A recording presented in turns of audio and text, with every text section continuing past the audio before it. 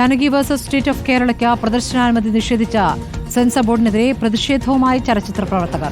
തിരുവനന്തപുരത്തെ Chitranjali സ്റ്റുഡിയോയിലെ censor board regional ഓഫീസിന് മുന്നിലായിരുന്നു പ്രതിഷേധം. ജാനകി എന്ന പേരിൽ മുൻപിറങ്ങിയ സിനിമാ പോസ്റ്ററുകൾ പ്രദർശിപ്പിച്ചാണ് സമരം. ഫെഫ്ക, AMMA, പ്രൊഡ്യൂസേഴ്സ് അസോസിയേഷൻ തുടങ്ങിയ സംഘടനകളുടെ നേതൃത്വത്തിൽ നടന്ന പരിപാടിയിൽ നൂറുകണക്കിന് ചലച്ചിത്ര പ്രവർത്തകർ പങ്കെടുത്തു. ഇന്ന് ഇവിടെ നമ്മൾ നടത്തുന്ന ഈയൊരു പ്രതിഷേധ സംഗമത്തിൻ്റെ ഔപചാരികമായ ഉദ്ഘാടനം നിർവഹിക്കപ്പെടുന്നത് വളരെ പ്രതീകാത്മകമായ രീതിയിലാണ്.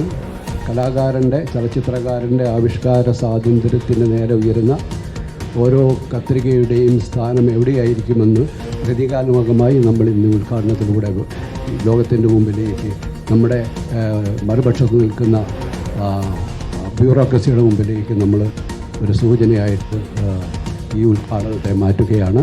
ആ ഉദ്ഘാടന ചടങ്ങിലേക്ക് നമ്മളിപ്പോൾ കടക്കുകയാണ്. കലാകാരന്റെ സ്വാതന്ത്ര്യത്തെ മാനിക്കാത്ത എല്ലാ കത്രികകളും ചെന്നെത്താൻ പോകുന്ന സ്ഥലം കുപ്പത്തൊട്ടിയാണ് എന്ന് ഞങ്ങൾ പ്രഖ്യാപിക്കുന്നു.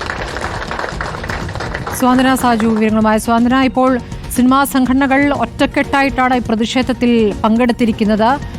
എന്താണ് പറയുന്നത് ഇവർ?